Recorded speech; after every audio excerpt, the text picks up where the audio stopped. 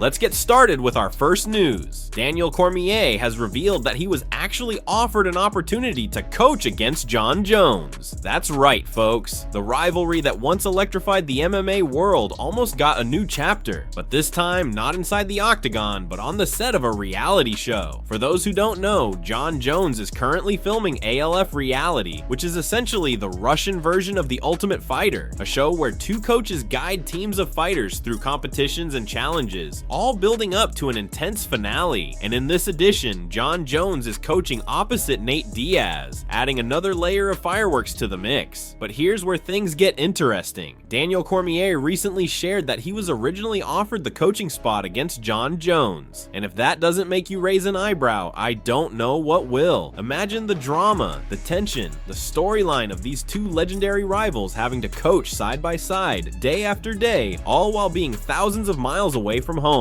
However, as Daniel Cormier revealed, he ultimately turned down the offer. On his YouTube channel, DC gave fans a very candid explanation of why he made that decision. He said, and I quote, "I was offered to coach against Jones prior, but I didn't accept it. I can't do a month in Thailand opposite side Jon Jones, especially when I can't fight that dude no more. He beat me when I was fighting. I can't really fight today. I'm 46 years old. Like, come on, man. I mean, I would do it for fun, but I'm not ready to spend a month in Thailand." That's an incredibly honest take from Cormier, who's acknowledging the reality of his current situation. He's been there, done that, and understands that his time as an active competitor, especially against someone like Jon Jones, is in the past. The ship has sailed for Daniel Cormier to have any kind of meaningful competitive involvement with Jon Jones inside the cage. He's accepted that reality, and frankly, it takes a lot of self-awareness to admit when it's time to step back. It's a full commitment, spending an entire month in Thailand, being away from family, responsibilities, and daily comforts, while having to share that intense space with an old rival like Jon Jones. That's a massive ask, even more so when you know there's no possibility to settle old scores inside the cage anymore. From Cormier's perspective, what would be the point? There's no fight at the end of the road, only the coaching role and the constant mental warfare of having to deal with Jones in a non-fighting capacity. For someone who is now comfortably retired and transitioned into the role of analyst, commentator, and mentor, it's understandable that Cormier would decide that this chapter doesn't need to be reopened, even for the entertainment value it might provide the fans. Moving on to our second piece of news, we've got some fire coming from the featherweight champion himself, Ilia Topuria, who had some very strong words directed at both Islam Makachev and Charles Oliveira. The MMA world is still reacting to Dana White's recent surprise Instagram Live, where he dropped a bombshell announcement shaking up both the lightweight and welterweight divisions. The ripple effects of that announcement are already being felt, and fighters are wasting no time in staking their claims and letting the world know where they stand. After the news broke, Ilia Topuria took to X, formerly known as Twitter, to make his feelings very clear. He posted the official fight poster for the upcoming lightweight title fight scheduled for June 28th, which features himself stepping up to challenge for the belt. And along with the poster, he wrote a message that had fans buzzing. He said, "Another dream will come true. I'll be the champion of the lightweight division. Charles, my apologies in advance. I'm just fighting for my dreams. It's unfortunate that Islam ran away 17-0. Those are not just words, they're a statement." Ilia Topuria is making it absolutely clear that he's not just stepping into this fight. He's coming for the belt, and he's coming for legacy. His message to Charles Oliveira was somewhat respectful, acknowledging that this is nothing personal, but simply a man chasing his dreams. However, the tone was completely different when it came to Islam Makachev. Taporia didn't hold back, throwing serious shade at Islam, accusing him of running away from the division and vacating the lightweight title. This is classic Ilia Topuria, hungry, fearless, and unapologetic. The man is currently sitting at an undefeated record of 17-0, and his confidence is sky high. He's already conquered the featherweight division by dismantling Alexander Volkanovski and becoming the new king at 145 pounds. But clearly he's not satisfied stopping there. Taporia has his eyes firmly set on becoming a two-division champion, a feat that would put him in the elite company of fighters who have held belts in multiple weight classes. And the way he's going about it, bold, confrontational, and absolutely entertaining. Fans love this side of Taporia because it brings that raw intensity and personal stakes that make these fights can't miss events. The shots at Islam Makachev in particular have ignited fresh debates online. Some fans feel Ilia is right, that Islam avoided the matchup, while others argue that Islam's move to welterweight is a quest for greatness of its own. Regardless of where you stand, there's no denying that Tapuria's words have added gasoline to an already blazing fire. This all sets the stage for an absolutely electric showdown on June 28th. Taporia versus Oliveira is not just about the belt, it's about proving a point, making a statement, and etching their names into the history books. And if Taporia can do what he says, it could mark the beginning of a new era in the lightweight division.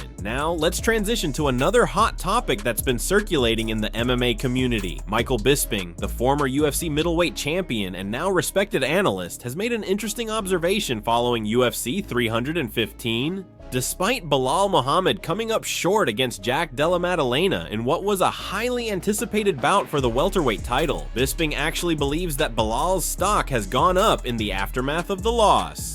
That's right, even though Balal left UFC 315 without the championship belt, Bisping feels that the performance he put on, the grit, the determination, and the warrior spirit he showed inside the octagon actually enhanced his reputation among fans and within the MMA community. During a recent video on his YouTube channel, the Hall of Famer broke down the fight and weighed in on the public perception surrounding Balal. He noted that while the result on paper shows a loss, the heart and character Balal displayed may have earned him more respect than ever before. Yes, Balal lost the belt, Bisping said, but I think his stock in a weird way has risen higher even though he's not a champion. Let me know what you think about that comment because that sounds crazy, but I think in terms of general perception from the fans, they now have more respect for Balal Muhammad. That's a strong statement coming from Bisping, and interestingly, it was echoed by Ariel Helwani on Monday's edition of the Ariel Helwani Show. Helwani emphasized that Balal Muhammad needs to hold his head high and feel proud of his performance despite the loss. Balal Muhammad needs to hold his head high and be extremely proud of how he fought, the punches that he took, the damage that he took, and kept on coming and didn't give up.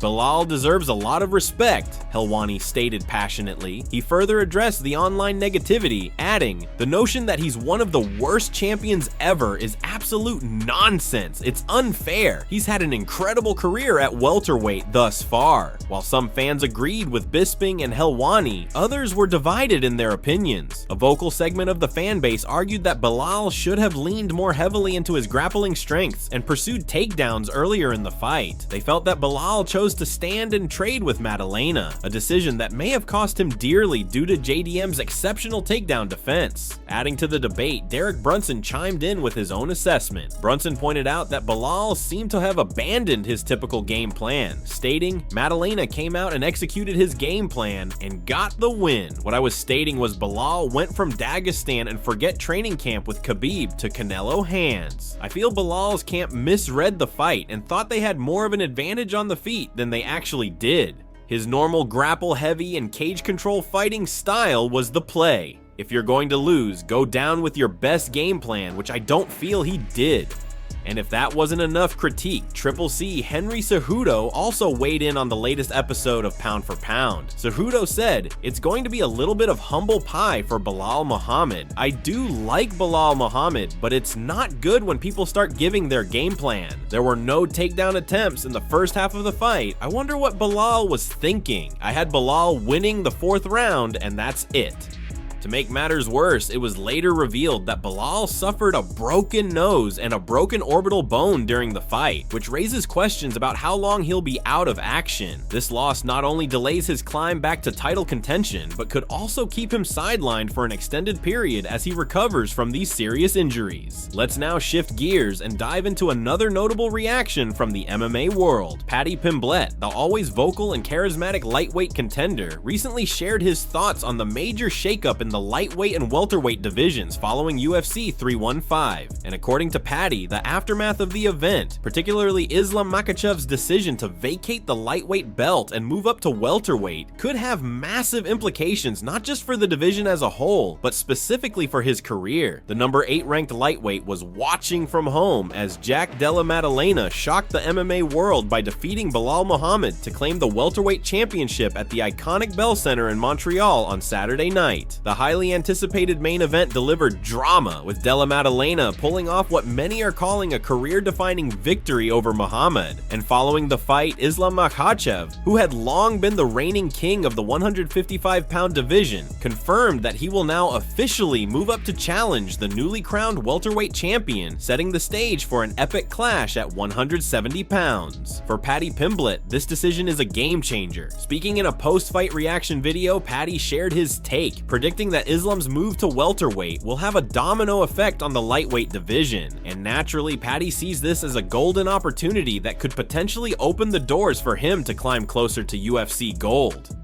"It's got to be Jack Della. It's got to be," Paddy said. And new, rank 5 coming in and taking the belt. He deserved that. Best fight I've watched of Balal ever. Della versus Islam. He showed he's got good takedown defense there. But Islam's a different beast, isn't he? So we'll have to see how his strength transfers up to welterweight. Clearly, Paddy respects what Jack Della Maddalena did inside the octagon, acknowledging his skills and especially his takedown defense. However, he was quick to point out that Islam Makachev presents a whole different level of challenge when it comes to grappling and control. Paddy admitted that while Jack Della might have been able to defend takedowns against Balal, dealing with Islam is an entirely different animal. Paddy also offered his general impressions of the entire UFC 315 main card, admitting that while the card might not have been the UFC's favorite due to the number of decisions, there were still some good fights sprinkled in there. "The main event was better than I expected it was going to be honest," Paddy confessed. "Jack Della, new champ, he'll be fighting Islam next, I think. Let's see what happens in my division now, who ends up fighting for the belt and who ends up getting the belt." He closed by reflecting on how Islam's decision to leave the lightweight division has created a vacuum at the top, and how this could drastically shake up the title picture, presenting a huge opportunity for those lightweights who are currently hovering in the rankings, including himself. "It's definitely going to have big implications for my career going forward," Paddy added. "There's now a chance for someone new to step up and claim that belt, and I'll be watching closely to see how it all plays out." Let's now dive into another major headline that has the MMA world buzzing. Reports have surfaced that Alex Pereira has turned down the UFC's offer to headline the upcoming UFC 317 event in what would have been a rematch against Magomed Ankalaev. And this is not just any event. We're talking about 2025's International Fight Week, one of the UFC's biggest stages of the year. This revelation has sent shockwaves through the MMA community, with fans and fighters alike weighing in on the decision. It all began this past weekend when Magomed Ankalaev himself took to social media, revealing that he was offered to headline UFC 317 against none other than Alex Pereira. The post quickly gained traction, with speculation flying about whether the fight was ever truly on the table or just another case of negotiation tactics being played out in public. However, MMA insider and respected journalist Ariel Helwani later stepped in to confirm that the UFC did indeed approach both Pereira and Ankalaev with the offer to headline the high-profile card. According to Helwani, the fight was proposed on short notice, and while Ankalaev was ready to accept, Alex Pereira, also known as Poatan, ultimately turned it down.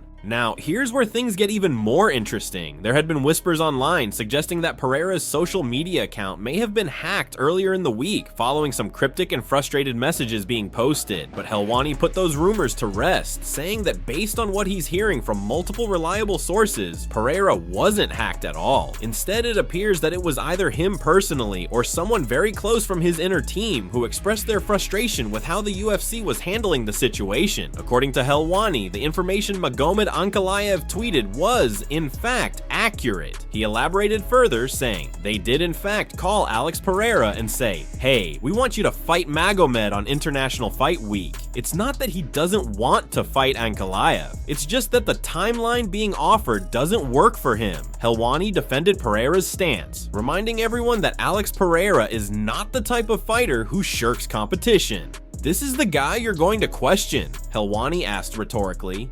This is the guy who fought 3 times in the span of 6 months last year and 4 times within, I believe, 11 months. The plan all along was for him to return in August, but now, because the UFC is scrambling for a main event for International Fight Week, they tried to rush him into fighting in June. Helwani concluded by saying that, in his opinion, Pereira had every right to feel disrespected by the way the offer was made, emphasizing that this wasn't about Pereira avoiding Ankalaev, but rather about the UFC changing the timeline without proper planning. I hate to say it, I don't think he was hacked. I hate to say it, I think he was disrespected. I hate to say it, I think that was him who tweeted that, or at least told someone from his team to post it. And honestly, I hate to say it, but Pereira should feel that way.